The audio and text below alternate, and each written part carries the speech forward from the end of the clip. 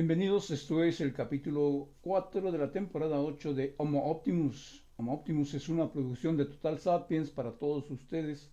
Mi nombre es Sergio Anaya y el tema de hoy es ¿quién tiene el poder en México y por qué? ¿Quiénes son los que, de acuerdo a la ley, detentan el poder? Y empezamos con la Constitución Política de los Estados Unidos Mexicanos, la cual establece que el poder se divide para su ejercicio en tres partes: el poder legislativo, el poder ejecutivo y el poder judicial, justamente en ese orden. No va primero el poder judicial, va primero el poder legislativo, luego el poder ejecutivo y al final el poder judicial. La Constitución también establece que el artículo 94 se deposita el ejercicio del Poder Judicial de la Federación en una Suprema Corte de Justicia, en un tribunal electoral, en los plenos regionales, en tribunales colegiados de circuito, en tribunales colegiados de apelación y en los juzgados de distrito. Pero no lo atribuye a la Suprema Corte de Justicia de la Nación en exclusiva. Sería muy largo de enumerar aquí en esta charla las atribuciones que competen a cada uno de los poderes, pero hay algunas cosas que es necesario decir para evitar confusiones. Se supone que la división de poderes permite un equilibrio en el ejercicio del poder político. La cuestión es que debe haber una unidad de propósito, no colusión ni oposición, porque entonces el país no podría avanzar como le sucede a varios países, tanto del primer mundo como del segundo o del tercer mundo, cuyas fuerzas contrapuestas se anulan y terminan por anular al país en cuestión.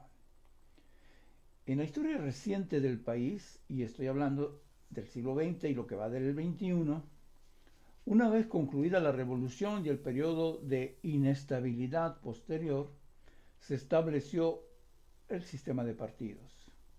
Durante 20 años, más o menos, varios partidos de tendencia revolucionaria, antecesores del PRI, dominaron la escena política y controlaban los tres poderes.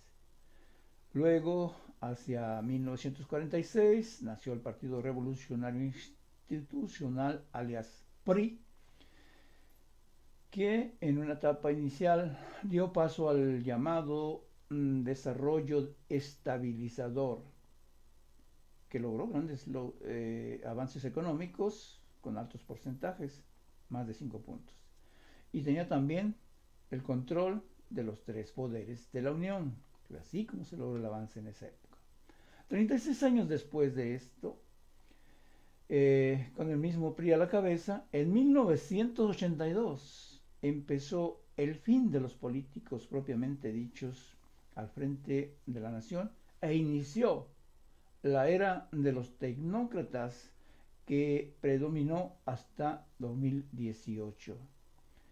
Fueron estos 36 años uno de los periodos más difíciles para nosotros, para el pueblo y para el país.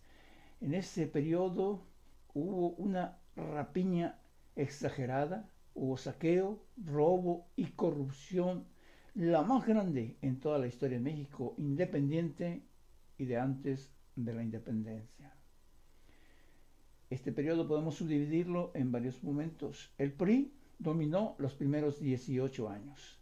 Luego reinó el PAN a lo largo de 12 años junto con el PRI, es decir, el PRIAN, y finalmente, por 6 años, PAN, PRI y PRD se unieron para robar a diestra y siniestra. Y es literal. Hacia 1988, el PRI tuvo que compartir los poderes del país con el PAN y en 2012 con el PRD.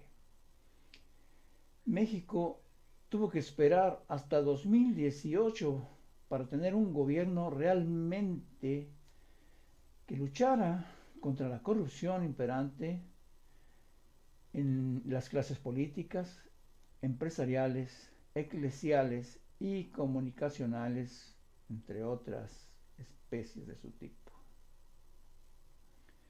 Con el nuevo gobierno de Morena, hacia 2018, como dijimos, se obtuvo el poder ejecutivo por parte de esta agrupación política, el poder legislativo de manera parcial y el poder judicial quedó independiente. Sin embargo, hacia la mitad del periodo 2018-2024, el poder judicial cayó en manos de la oposición. Nuevamente, hay que decirlo, dedicando todos sus esfuerzos a este poder, a hacerle el trabajo sucio a la delincuencia organizada, a los corruptos, a la delincuencia de cuello blanco, a los evasores fiscales, a los grandes consorcios nacionales e internacionales y a fallar en contra de los intereses de la nación, de los más pobres y del desarrollo general del país. ¿Y qué queremos decir con esto a final de cuentas? Bueno, que durante más de 3 décadas los gobiernos neoliberales, el poder judicial fue cómplice de los poderes políticos y empresariales en perjuicio de la mayoría de los mexicanos. Tras un breve periodo de 4 años, al inicio de este sexenio, la Suprema Corte de Justicia de la Nación volvió a las andadas y en un poco más de un año ha hecho todo lo que está a su alcance para retrogradar los avances logrados por los poderes legislativo y ejecutivo. Los hechos están ahí, incluso las más recientes resoluciones de la Corte durante esta misma semana, y estamos hablando del 11 al 15 de mayo de 2024, demuestran lo que estoy diciendo.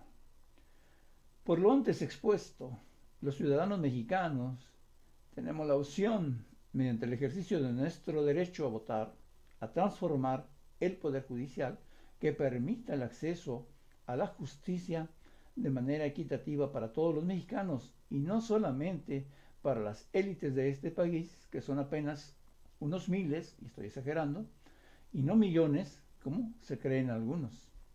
No está de más advertir que el Poder Judicial, cooptado por las élites de la iniciativa privada de los partidos políticos PRI, PAN, PRD, están trabajando en línea para concretar un golpe a la democracia mediante el uso del llamado lawfare, que no es otra cosa que un golpe de Estado manipulando la Constitución y las leyes para arrebatarle el poder a la mayoría de los mexicanos.